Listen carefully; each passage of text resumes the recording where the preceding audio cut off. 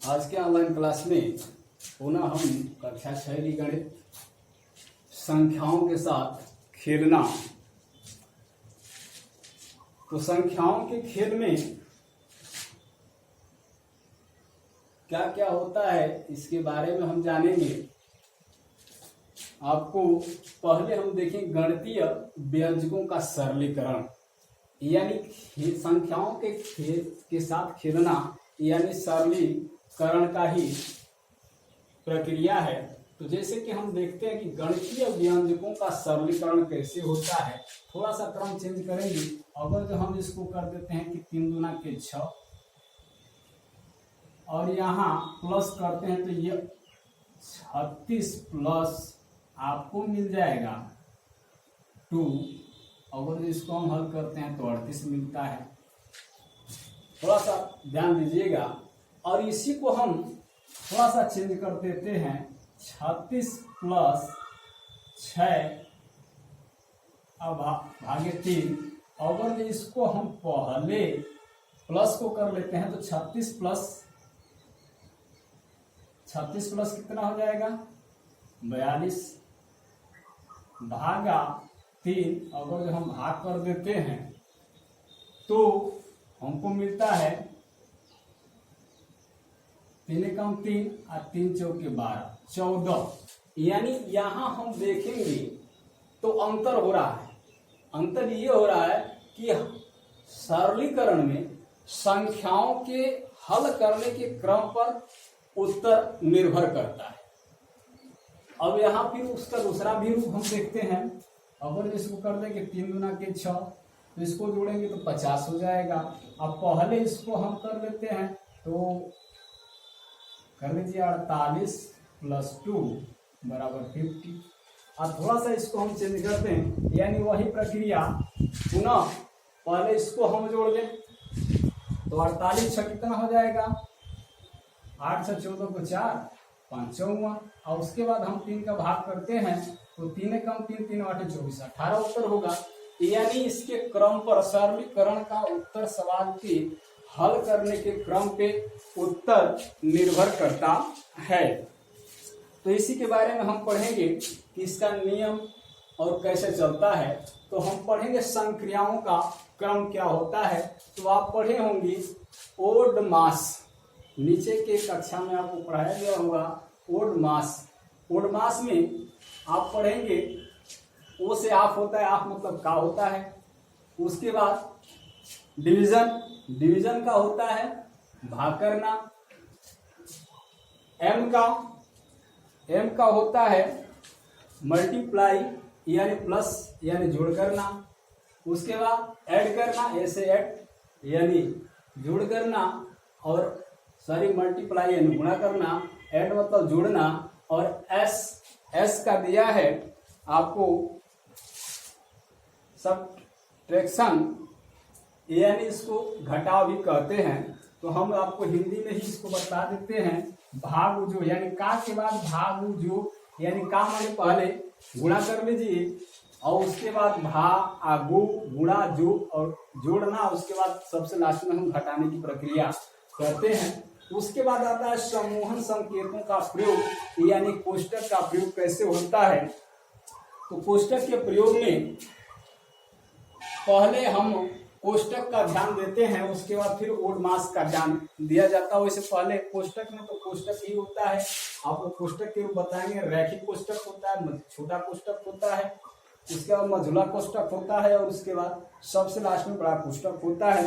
तो हल करते समय हम पहले क्या करते हैं, रेखा कोष्टक को हल करते हैं, उसके बाद छोटा कोष्टक को, उसके बाद बड़ा कोष्टक को, और सबसे लास्ट में हम बड़ा कोष्टक को हल करते हैं। तो इसमें ओड मास की ज्यादा भूमिका नहीं होती, कोष्टकों की ज्यादा भूमिका होती है। अगर जो कोष्टक पहले तोड़ लेते हैं तो फिर ओड मास की भी जरूरत पड़ती है। तो आज इसी पे हम कुछ सवालों पर चर्चा करेंगे। इस सवाल की चर्चा पर हम अभ्यास प्रारंभ करते हैं। तो सवाल दिया है कोष्टकों का प्रयोग करना है। पहले ही सवाल दिया है कोष्ठकों का प्रयोग, यानी संख्याओं को अंकों को दिया है, अंकों के साथ कोष्ठक का प्रयोग करना है। तो बस हम कोष्ठकों का प्रयोग में को हम बताते हैं। प्रश्न नंबर 1 का कह रहा है कि सोनू ने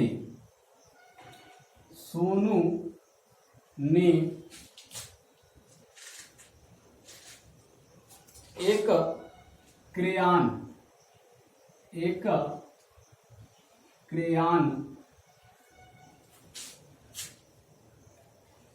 7 रुपये में और एक पेन 5 रुपये में खरीदा।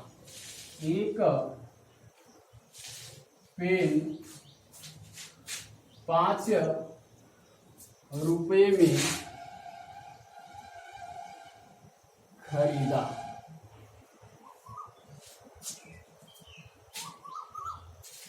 उसने दुकानदार को 20 रुपये का एक नोट दिया।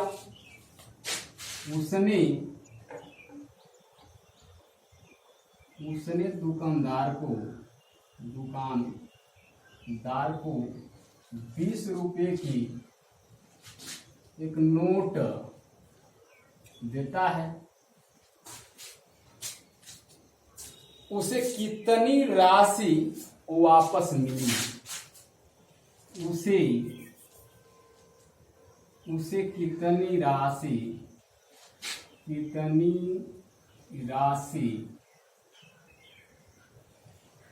वापस मिली?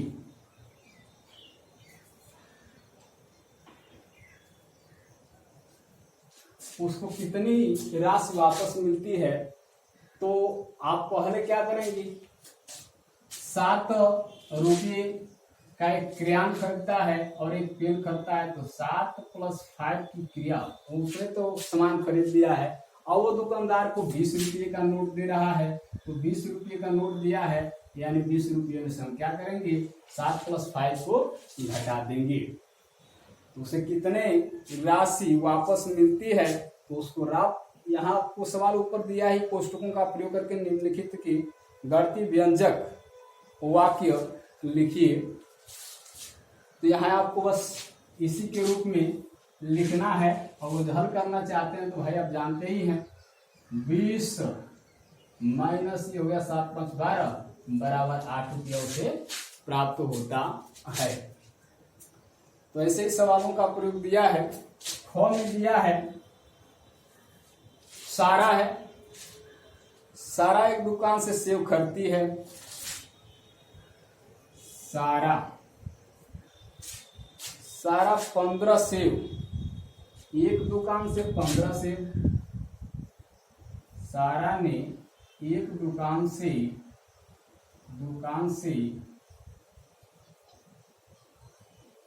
सेब खरीदा, कितना? 15। दूसरी दुकान से 9 सेब खरीदा। दूसरी दुकान से सेब कितना खरीदती है? 9 खरीदती है। और उसने कहा कि उसने इन्हें मिलाया तब 6 बच्चों में बराबर बराबर बांट दिए। तो यानी इनको मिला दिया, यानी वाक्य में हो जाएगा गणितीय। तो 15 + 9 इसको मिला दिया। उसके बाद वो क्या करती है कि 6 बच्चों में बराबर बराबर बांट देती है, यानी भागे 6 होगा। तो ऐसे ही कोष्ठकों का प्रयोग करना है। आप इसको हल भी जानना चाहेंगे तो इसको जोड़ दीजिए, 24 हो जाएगा। 24 में 6 भाग कर देंगे, एक बच्चे को मिल जाएगा। 6 चौके 24, 4 से मिलेंगे। उसके बाद आगे दिया है गौ में। गौ सवाल दिया है 10 और 3 के योगफल में से 5 घटाइए। 10 और 3 का योगफल, 10 और 3 का योगफल, सुनते रहें, 10 और 3 की योगफल में से 5 घटाना है। तो योगफल ये हो गया, इसमें से हम 5 घटा देंगे। फिर से सुनिए, 10 और 3 के योगफल में से, यानी इनको जोड़ने के बाद में से 5 घटाइए। घ दिया है, घ दिया है कि 4 और 5 के गुणनफल में से 7 घटाना है। सवाल लिख लीजिए, 4 और 5 के गुणनफल से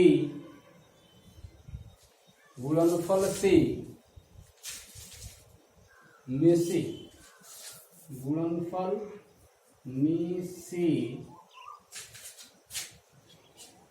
7 घटाएं, 7 घटाया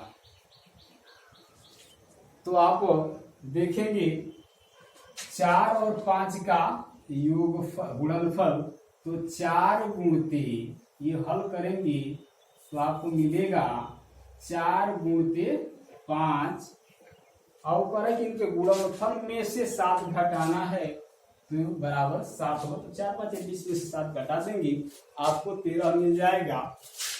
अब हम इसी क्रम में आगे बढ़ते हैं।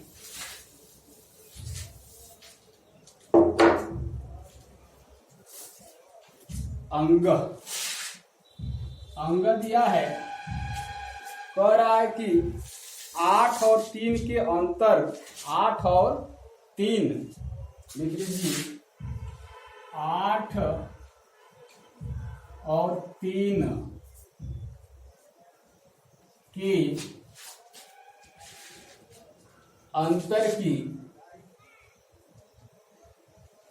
अंतर की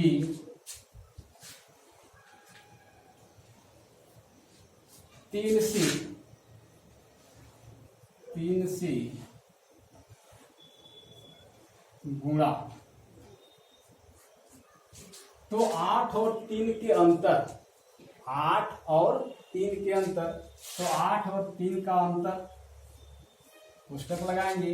कह रहा है कि 8 और 3 के अंतर की 3 से गुणा कीजिए, अब इसमें 3 से गुणा कर दीजिए, इसको घटा दीजिए, 5 हो जाएगा, 5 में से 3 का गुणा कर देंगे 15 हो जाएगा। 6 दिया है, 5 और 4 के योगफल, 5 और 4 के 5 और 4 के योगफल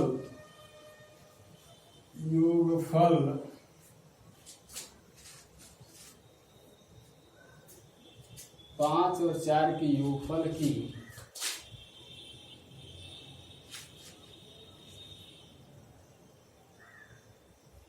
18 से भाग, 5 और 4 के योगफल, तो 5 धन 4 भागे 18, करा कि 18 से भाग, यहाँ शब्दों में लिखा है, चलिए हमको भी लिखने हैं, देख लीजिएगा, भागे 18। अब यहाँ कह रहा है कि 9, 6 में दिया है, 9 और 3 के अंतर, 9 और 3 के अंतर से 2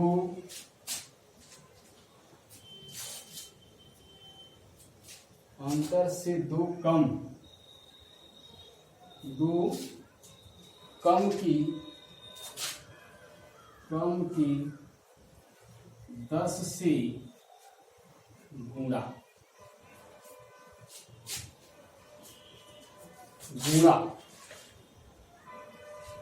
तो देखिए करेक्ट, 9 और 3 के अंतर से 2 कम यानी यहाँ हम करेंगे 9 और 3 के अंतर 3 हो गया। कह रहा है कि में अंतर से 2 कम, फिर इसमें हम क्या करेंगे 2 कम करेंगे, यानी एक कोष्टक यहाँ भी हम लगा सकते हैं। कह रहा है 2 कम की 10 से गुणा कीजिए तो गुणे 10। ऐसे आपको गणितीय वाक्य हो गया, गणितीय व्यंजकों में आपको लिखकर बताया गया शब्दों में जो था। आप आगे सवाल पढ़ेंगे, सरल कीजिए अथवा निम्न का मान ज्ञात कीजिए। तो इसमें हम देखेंगे जो हम आपको ऊपर पढ़ाए सरलीकरण की विधि, उस विधि पर हम देखेंगे। तो उस विधि पर 2 सवाल हम आपको बतलाते हैं। जैसे दिया है प्रश्न नंबर 2, प्रश्न नंबर 2 का क। तो प्रश्न नंबर 2 के क में हम आपको बताते हैं 30 ऋण 16 भागी 8। तो सरलीकरण में आपने पहले ही पढ़ा था कि वो सवालों का क्रम, सवालों का जैसे सरलीकरण में सवालों के क्रम पर उत्तर निर्भर करता है। तो वहां तो आपको दोनों रूप में बताया गया, लेकिन यहाँ पे आपको भागु जो घ यानी पहले भाग करेंगे, उसके बाद जोड़, भागु जो और तब गुणा और तब घटाना। तो भागु यहाँ पर भाग करेंगे 8 दूना के 16 अर्थात 30 ऋण 2 बराबर कितना आपको मिलेगा 28 होगा। तो ऐसे इसी क्रम में आपको हल करने हैं। 2 सवाल मैं आपको देता हूं जो इसमें पुस्तक भी लगे हैं, आप स्वयं घर अभ्यास कीजिएगा। जैसे दिया है 15 + 7 भागे 2। यहाँ पुस्तक लग गया है तो हम भाग की क्रिया पहले नहीं कर सकते हैं, पहले पुस्तक का हल करेंगे, उसके बाद हम 2 से भाग करेंगे। जब इसको हम जोड़ेंगे तो पुस्तक हटेगा और उसके बाद भाग की क्रिया हम कर सकते हैं। उसी तरह गौभी दिया है 49 भागे 7 + 13। यहाँ हम भाग की क्रिया, पुस्तक में है तो पहले भाग की क्रिया करेंगे, उसके बाद जोड़ेंगे, यानी 7 × 7 = 49, यानी 7 में प्लस जोड़ देंगे 20 उत्तर होगा। उसी तरह इसको 7 × 5 = 12 यानी 22 हो जाएगा। 22 में भाग करेंगे तो इसका होगा उत्तर आंसर 11 आएगा। आप इसका अभ्यास स्वयं करेंगे। आज के लिए बस इतना ही, धन्यवाद।